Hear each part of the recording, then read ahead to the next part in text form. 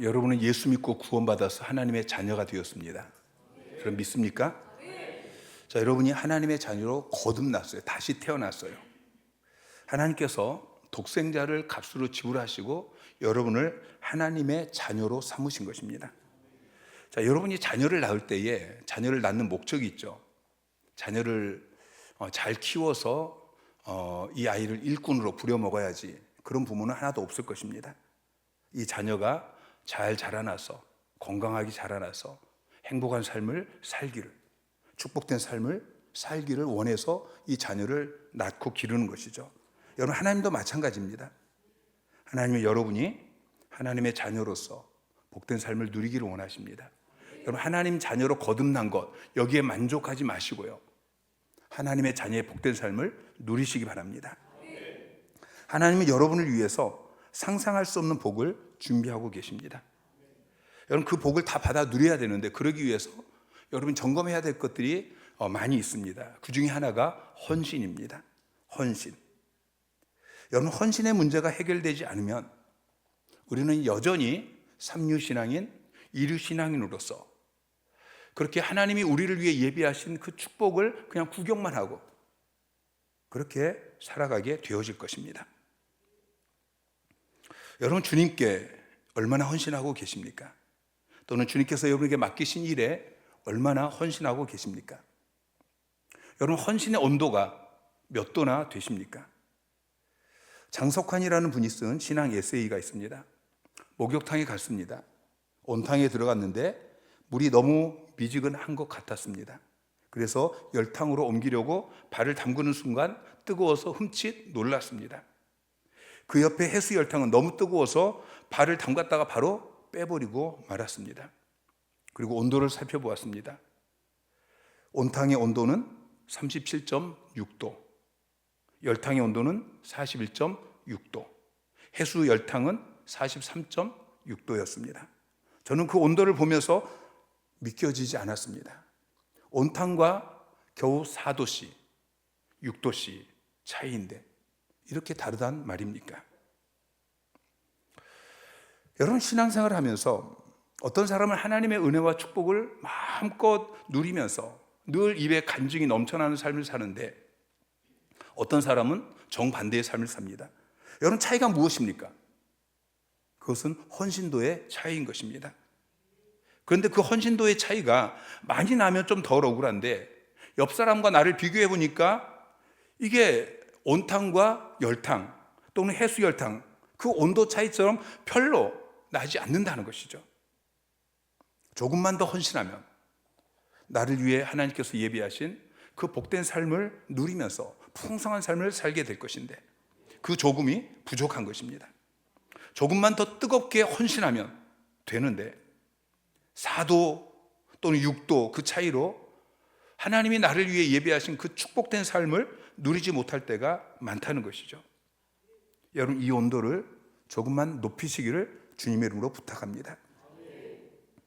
오늘 17절 말씀부터 보면은 한 부자 청년이 예수님께 나와서 질문을 합니다. 내가 무엇을 하여야 영생을 얻으리이까? 주님께서 그에게 내게 있는 것을 다 팔아서 가난한 자들에게 주고 나를 따르라 라고 말씀하십니다. 그런데 이 부자 청년은 재물이 많음으로 근심하며 돌아갑니다. 그런데 베드로가 주님께 고백하죠. 우리가 모든 것을 버리고 주를 따랐나이다. 주님께서 그 베드로에게 너가 헌신한 것의 100배를 현세에 받게 될 것이다. 그리고 내세에 영생을 얻게 될 것이다 말씀하십니다. 여러분, 헌신에는 반드시 축복이 따릅니다. 조금 헌신하면 조금 받게 되는 것이고, 많이 헌신하면 많이 받게 되는 것입니다. 모든 것을 버리면 100배나 받게 됩니다.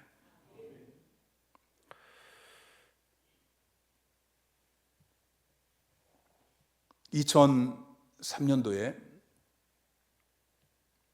재정이 너무 어렵고, 그래서 2층 상가 건물을 정리를 했습니다. 보증금 2,500 있던 거, 그거 월세에 내지 못해서 뭐 다 까고, 그리고 창고 얻고 나니까 돈이 100만 원 남았습니다. 그런데 노회 한 교회가 예배당 증축을 한다는 이야기를 듣고서 그 100만 원 남은 거 그것을 건축원금으로 보냈습니다. 가진 것 전부를 드린 것입니다. 그리고 몇 년 뒤에 저희가 예배당 건물 살 때에 하나님께서 딱 100배로 갚아주셨습니다. 금액이 크고 적고가 아니고 가진 것의 전부를 드렸습니다. 그랬더니 하나님께서 100배로 갚아주셨습니다. 어떤 젊은 아가씨가 헌신에 대한 두려움을 이렇게 이야기합니다. 나는 도저히 나 자신을 주님께 헌신할 수 없습니다. 나 자신을 주님께 온전히 드릴 수 없습니다. 주님이 나를 비참하게 이 선교지에 보내게 될까 두렵기 때문입니다. 그렇게 이야기합니다. 많은 사람들이 이러한 두려움을 가지고 있습니다. 내가 주님께 헌신하면 그때부터 내 삶은 비참하게 되어질 거야. 내 사랑하는 가족을 잃어버릴 거야. 내 사랑하는 친구들 다 떠나가게 될 거야. 내가 좋아하는 일을 하나도 하지 못하게 될 거야. 여러분, 하나님은 부족함이 없으신 분입니다. 여러분, 하나님이 무엇이 부족해서 여러분을 부려먹기 위해서 여러분을 부르지 않으셨습니다. 여러분, 하나님을 오해하지 마십시오. 여러분, 부려먹기 위해서 아들 낳고 딸 낳으신 분 안 계시죠? 하나님도 여러분을 복 주시려고 자녀 삼으신 것입니다. 리빙스턴이 아프리카에서 선교를 하다가 한 번은 맹수에게 물려서 죽을 뻔한 적이 있습니다. 옆에 있는 사람이 리빙스턴에게 이렇게 이야기해요. 선생님, 돌아가실 줄 알았죠? 그때 리빙스턴이 말하기를 아닙니다. 사명이 있는 자는 그것이 끝나기 전엔 죽지 않습니다. 여러분, 하나님은 헌신하는 사람을 지키십니다. 보호하십니다. 그리고 축복하십니다. 헌신하는 만큼 하나님께서 복을 주십니다. 여러분, 헌신이 무엇입니까? 헌신은 나를 드리는 것입니다. 나의 몸을 드리고 나의 마음을 드리는 것, 이것이 헌신이죠. 여러분, 주님께 어떤 물질을 드리고 또 사역을 헌신하고 그러기 전에 먼저 나 자신을 거룩한 산 제물로 주님께 올려드리시기 바랍니다. 하나님, 저의 삶을 거룩한 산 제사로 드립니다. 받아주십시오. 이렇게 고백하고 그 다음에 하나님께 예배를 드리십시오. 그때 하나님은 그 예배를 받으십니다. 그때 여러분의 예물을 받으십니다. 그때 여러분의 봉사를 받으십니다. 그리고 주님께서 나를 산 제물로 받으시고 나의 예배를 받으시고 나의 봉사를 받으시고 나의 예물을 받으시고 그럴 때 거기에 예배의 능력이 나타나는 것이고 기도의 능력이 나타나는 것이고 봉사의 능력이 나타나는 것입니다. 여러분, 기도의 능력이 나타나고 있습니까? 여러분, 기도할 때 강력한 응답이 있으십니까? 헌신과 기도에는 아주 긴밀한 연관이 있습니다. 이엠 바운즈가 기도의 능력이라는 책에서 이렇게 이야기합니다. 기도와 헌신은 영혼과 육체가 결합되어 있고 생명과 심장이 결합되어 있듯이 서로 붙어 있습니다. 헌신 없이는 진정한 기도를 드릴 수 없고 기도 없이는 참된 헌신도 있을 수 없습니다. 이렇게 이야기했어요. 그럼 기도와 헌신은 붙어 있는 것입니다. 여러분의 기도에 능력이 없다면 그 이유는 깊은 헌신이 없기 때문인 것이죠. 자, 이사야서 55장 1절부터 함께 읽겠습니다. 시작. 오라, 너희 모든 목마른 자들아, 물로 나아오라. 돈 없는 자도 오라. 너희는 와서 사 먹되 돈 없이 값 없이 와서 포도주와 젖을 사라. 너희가 어찌하여 양식이 아닌 것을 위하여 은을 달아주며 배부르게 하지 못할 것을 위하여 수고하느냐. 내게 듣고 들을지어다. 그리하면 너희가 좋은 것을 먹을 것이며 너희 자신들이 기름진 것으로 즐거움을 얻을 것이라. 너희는 귀를 기울이고 들으라. 그리하면 너희의 영혼이 살리라. 내게 듣고 들을지어다. 그리하면 너희가 좋은 것을 먹을 것이며 너희 자신들이 기름진 것으로 즐거움을 얻을 것이다.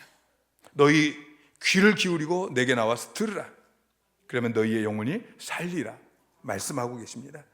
우리가 먼저 주님께 나아가서 귀를 기울이고 주님의 말씀을 들어야 되는 것입니다.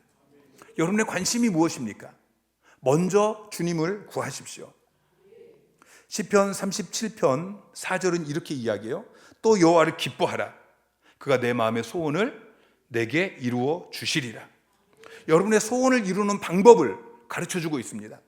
여러분 기도하면 그 기도에 응답이 있는 방법을 가르쳐주고 있습니다. 그것이 무엇입니까?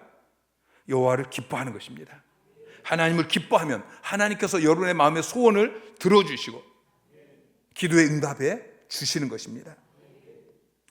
우리는 우리의 마음의 소원을 위해서 때로는 주님이 안중에 없을 때가 있습니다.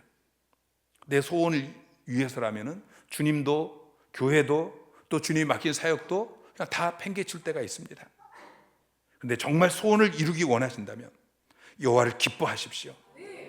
그러면 여호와께서 여러분의 마음의 소원을 이루어 주실 것입니다.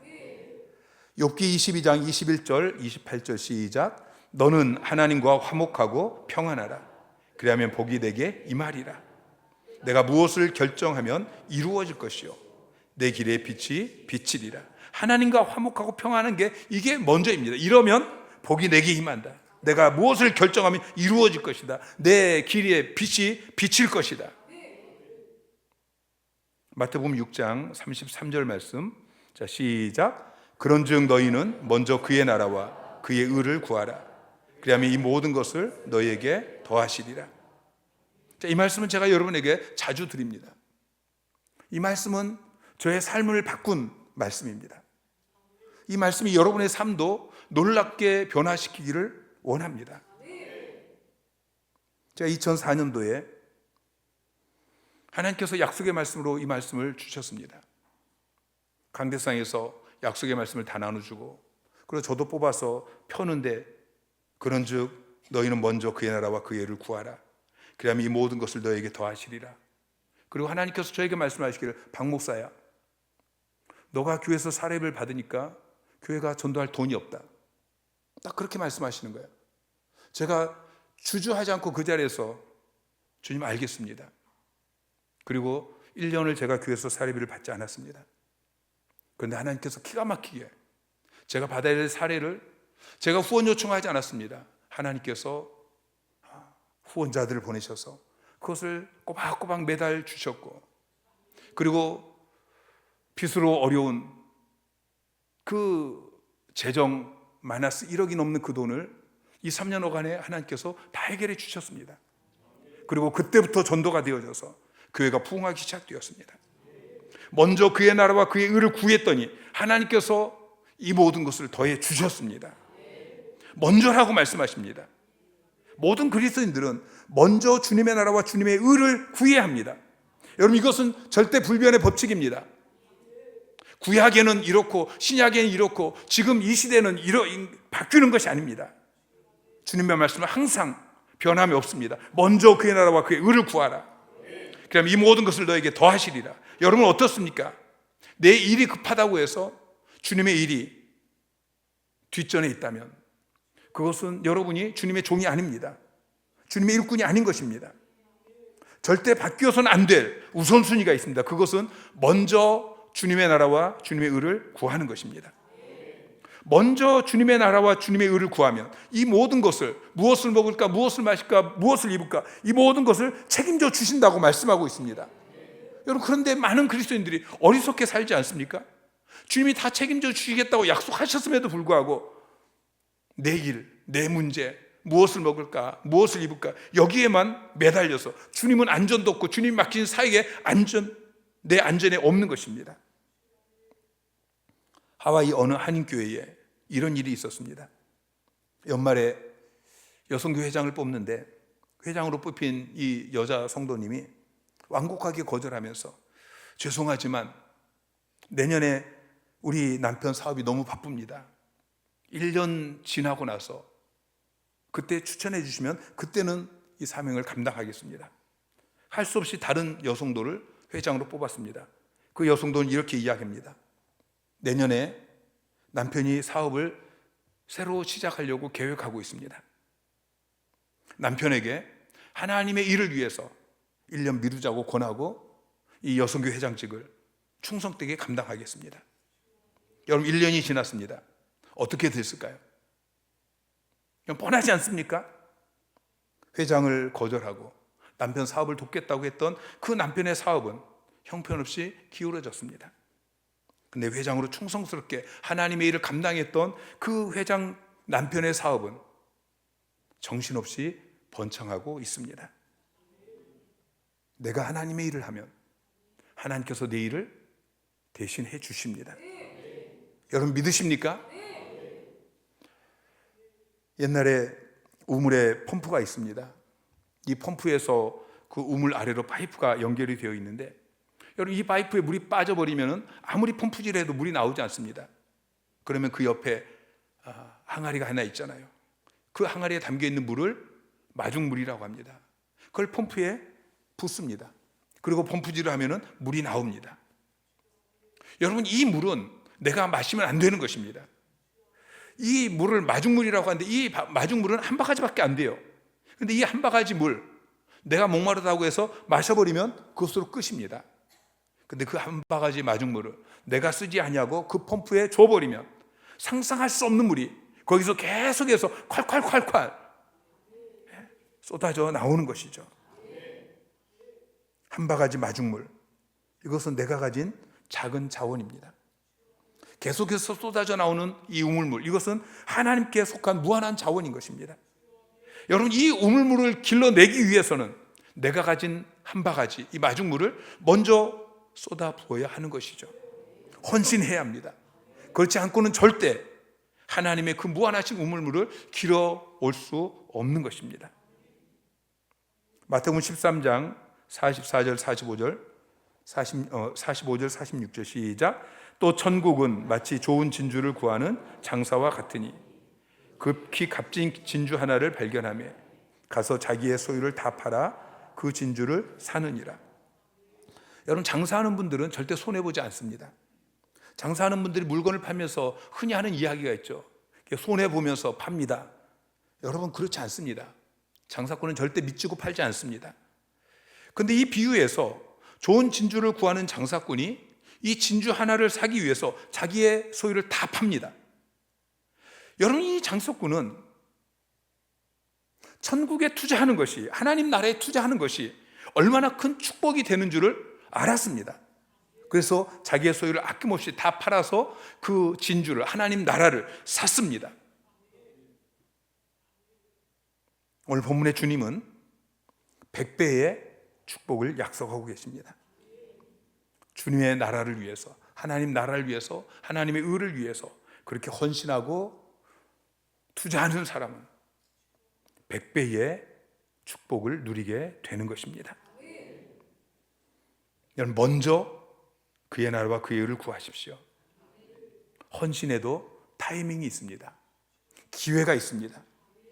마가복음 14장에 보면은 마리아가 값진 향유 나드 한 옥합을 깨뜨려서 예수님께 쏟아 붓습니다. 자기가 가진 그 향유 옥합을 주님께 헌신하는 것이죠. 여러분 마리아는 기회를 잘 잡았습니다. 만일 마리아가 며칠을 머뭇거렸다면 그는 주님께 자기의 향유를 헌신할 기회를 놓쳐버렸을 것입니다. 주님께서 말씀하시죠. 마가복음 14장 7절에 가난한 자들은 항상 너희와 함께 있으니 아무 때라도 원하는 대로 도울 수 있거니와 나는 너희와 항상 함께 있지 아니하리라. 며칠 뒤 주님이 십자가에 못 박혀 죽으십니다. 그 뒤에는 이 여인이 자기 향유 옥합을 깨뜨려서 주님께 헌신할 기회를 얻지 못할 것이죠. 그런데 이 여인은 주님이 십자가에 돌아가시기 직전에 주님이 살아 계실 때에 자기 향유 옥합을 깨뜨릴 수 있는 그 기회를 놓치지 않은 것입니다. 여러분 가운데 대부분은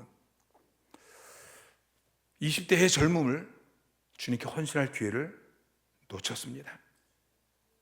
30대 그 시간도 놓친 분들이 많으시죠. 여러분 언제까지 다음이라고 말씀하시겠습니까? 주님은 바로 지금이라고 말씀하십니다. D.L. 무디가 어느 날 3,000명 앞에서 설교를 합니다.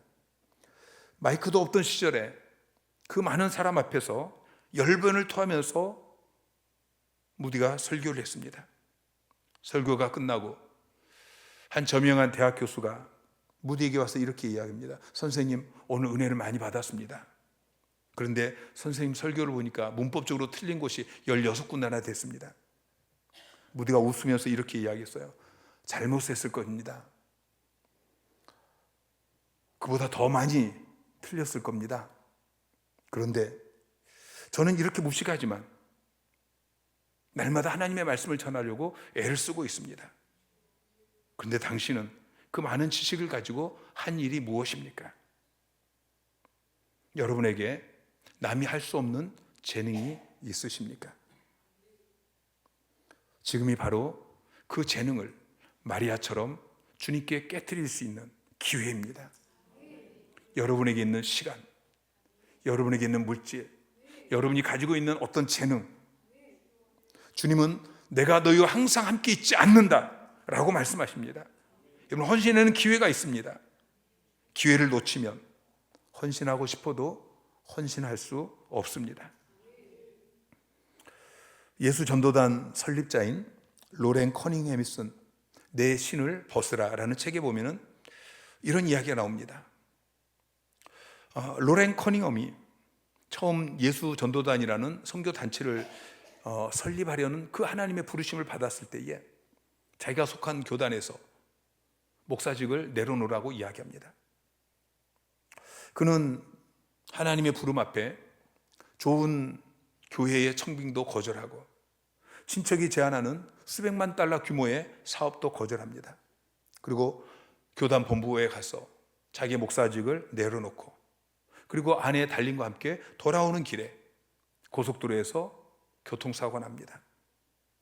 깨어나서 보니까 자기 온몸에 피가 흐르고 자기 아내는 이미 호흡을 멈췄습니다. 이제 모든 것을 다 잃었다라는 생각에 뜨거운 눈물을 흘리면서 하나님, 왜 이렇게 하시는 것입니까? 그때 하나님의 음성이 들립니다. 이래도 여전히 나를 사랑하겠느냐? 이래도 여전히 나를 섬기겠느냐? 로렌이 그 사막의 하늘을 쳐다보면서 기도합니다. 주님, 그래도 당신을 섬기겠습니다. 이제 제 인생에 남은 것은 제 목숨밖에 없습니다. 그런데 이것도 주님이 원하시면 드릴 수 있습니다. 잠시 뒤에 주님께서 말씀하십니다. 달린을 위해서 기도해라. 그래서 간절히 기도했습니다. 그런데 달린이 숨을 쉬기 시작합니다. 마침 지나가던 차가 기적적으로 이 사고를 발견하고 마을에 가서 의사를 그리고 구급차를 데려왔습니다. 그의 아내는 여러 날 수술을 받고 완전히 회복될 수 있었습니다. 로렌 커닝햄은 그날 이후 모든 것을 하나님께 다 맡겨버립니다. 그리고 오직 하나님 한 분만 의지하며 세계적인 선교단체를 세우고 그리고 수많은 젊은이들을 선교사로 세울 수 있었습니다. 여러분은 주님께 무엇을 맡겼습니까? 주님을 위해서 내 소중한 무엇을 버리셨습니까? 목숨까지는 아닐지라도 여러분의 헌신도를 조금만 더 높이시기를, 4도, 6도 이 조금만 더 높이시기를 주님의 이름으로 부탁을 드립니다. 리빙스턴 선교사가 아프리카에서 선교사로 평생을 그렇게 헌신한 분인데 그가 늘 하는 고백이 있습니다. 저는 결코 헌신해 본 적이 없습니다. 제 생각으로 그것은 특권이었습니다. 그분은 헌신을 하고서 헌신이라고 여기지 않고 그것을 특권이라고 여겼습니다. 왜냐하면 아무나 할 수 없는 일이기 때문에, 아무에게나 맡겨주는 일이 아니기 때문에, 그리고 그 일 뒤에는 상이 있기 때문에 100배로 갚아주시고 영생을 주시기 때문인 것이죠. 일본에 있는 미국의 한 대기업에서 그 회사의 최고 경영자를 찾고 있었습니다. 조건은 젊고 똑똑하고 진취적이고 또 경영 능력이 있고 무엇보다도 일본어를 능숙하게 할 수 있는 사람입니다. 마침내 그런 사람을 찾았습니다. 그는 일본에 와 있는 미국인 선교사였습니다. 그 회사에서 온갖 종류의 이 혜택을 약속하면서 이 회사의 경영자가 되어 주십시오. 그런데 그분이 거절을 합니다. 얼마 후에 처음보다 훨씬 더 좋은 조건을 제시합니다. 그런데 역시 거절합니다. 세 번째로, 이분이 틀림없이 승낙할 것이다 라고 생각되어지는 파격적인 내용을 가지고 찾아갔습니다. 그런데 그가 역시 거절했습니다. 그들이 묻습니다. 도대체 무엇이 문제입니까? 이 조건, 이 보수가 충분하지 않은 것입니까? 그 선교사는 이렇게 이야기합니다. 배우와 급료는 아주 충분합니다. 그러나 그 일은 내가 지금 하고 있는 이 일과 비교해 볼 때에 너무나 보잘것없는 것입니다. 여러분, 주님이 여러분에게 맡기신 일, 그 일이 얼마나 가치 있는 일이고, 그 일이 얼마나 영광스러운 일이고, 그 일을 충성스럽게 감당했을 때에 하나님께서 주시는 복이 무엇인지를 깨닫고 헌신하는 여러분, 헌신의 온도를 조금만 더 높여서, 그래서 하나님께서 여러분을 위해 예배하신 그 놀라운 복을, 은혜를 날마다 누리며 입에서 간증이 넘쳐나는 삶을 살게 되기를 주님의 이름으로 축원합니다. 이 밤에 우리가 부르짖어 기도할 때 하나님 우리에게 주신 말씀을 붙들고 기도하기를 원합니다. 하나님, 내가 헌신의 축복을 누리게 하여 주십시오. 하나님, 내가 먼저 그의 나라와 그의 의를 구하고, 그래서 내 삶의 모든 부분들을 하나님이 책임지시는 삶을 내가 살게 하여 주십시오. 하나님이 나에게 맡기시는 사역을 내가 가장 가치 있는 사역으로 여기게 하여 주십시오. 그 일에 헌신하는 것을 의무로 생각하지 아니하고 특권으로 여기게 하여 주십시오. 하나님, 내년 사역 가운데 나를 사용하여 주십시오. 크게 보이는 사역이 아닐지라도 안내하는 일, 청소하는 일, 운전하는 일, 내게 맡겨지는 일이 무슨 일이든지 그 일을 가치 있게 여기고, 그 일을 특권으로 여기고, 그 일을 감당했을 때 하나님이 100배로 상급을 주실 걸 기대하며 사역하게 하여 주십시오. 무엇보다도 내년에 사역을 감당할 일꾼들이 잘 세워질 수 있도록 부르짖어 기도해 주시기 바랍니다. 서리 집사, 각부 임원들, 또 선교회 임원들, 주일학교 교사, 셀리더, 또 항존 직분자들, 그리고 내년 두 분의 전도사님 오시는데 이분들이 정말 사역을 잘 감당할 수 있는 그런 일꾼들로 세워지게 하여 주십시오. 그들로 말미암아 내년에 교회가 든든히 세워져 가게 하여 주시옵소서. 무엇보다 나를 사용하여 주십시오.